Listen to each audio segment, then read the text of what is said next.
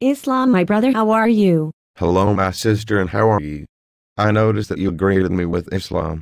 Not being rude, I just wanted to know, that's all. Well, my brother, when I look at you, I see a descendant of the ancient Moabites, which today are called Moors. More, I heard of that, but never really paid it no mind. I heard they were a people that were responsible for the arts, sciences, and mathematics. Yes, my brother, the world owes its debt to us. It was us who civilized the Europeans and the Arabs. What do you mean, us? I mean that it was our descendants who were the Moors. I mean, who did you think the Moors were? I guess I really never took the time to study that or even inquire about it. By the way, what is your name? Name? We don't have names. We have appellations and titles. Christians have names, and being that I'm a Moor, my titles is Akila Ali. Akila means the intelligent one and Ali means the Most High. And what is your name? My name is Edward Yost. I really love my name. Well, what does it mean? And where did you get that? I have no idea what it means, and my mom gave me that name. Well, my brother, your ancestors were colonized by European invaders who colonized this great nation. Your ancestors were on the Yost plantation and have carried those names ever since. You are a Moor but don't know it. Yeah, but my descendants are from Africa, so I am African American. No, my brother, you were never an African, nor did you come from Africa. You are from this land, the Americas, and your ancestors always inhabited this land. And this land is nothing but Northwest Africa and was called Al-Morocco when we were the true founders and possessors of the present Moroccan Empire. And another thing, who do you think Africa is? I'm not getting your question.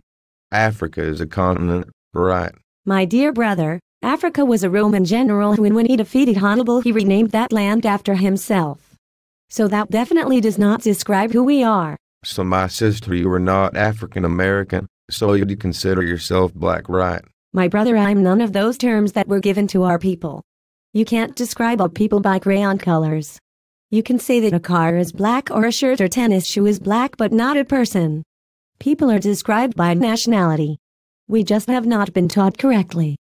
Given you a little history, the Moorish flag was the first flag in the world, and it is over 10,000 years old. It is red with a 5-pointed green star in the center, which means love, truth, peace, freedom, and justice.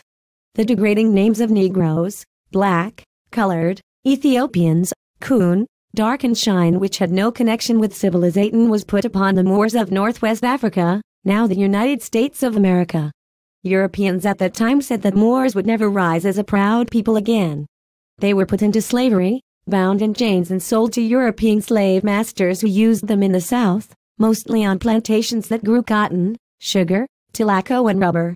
They used them on any job that required manpower. The slave masters created dislikes among the Moors, now called Negroes, and etc. They set the darker complexioned Moors against the fairer ones. The darker ones were made to work the fields while the fairer ones did the house duties. In some cases, the house slaves were used to spy on the ones working in the fields.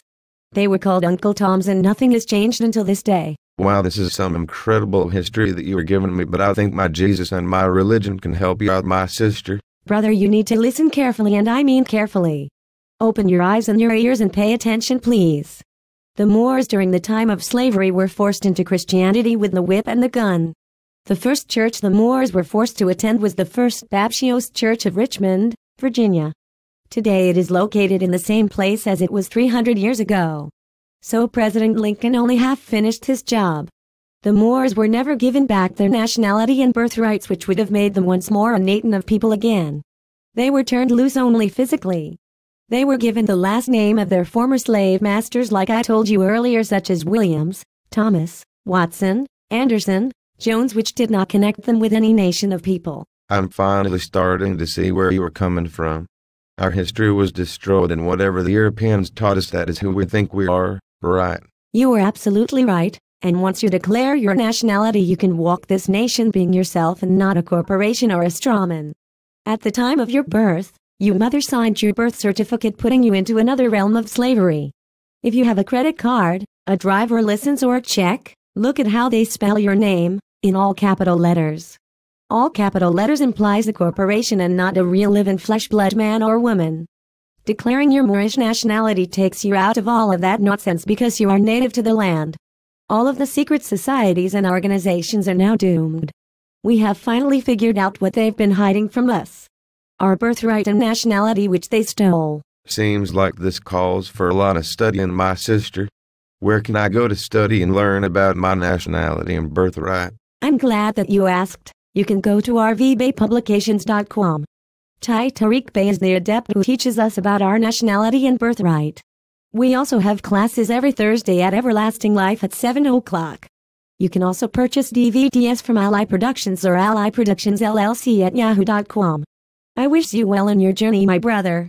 Islam. Wait. What does ISLM means? My brother, it means I self-law am master, meaning you are the master, and at any time you look outside of yourself to find an individual being God, you have looked in the wrong place. Thank you for everything. It's been a pleasure meeting, and I know that we met for a reason. And that reason was for me to declare my nationality. Islam, sister.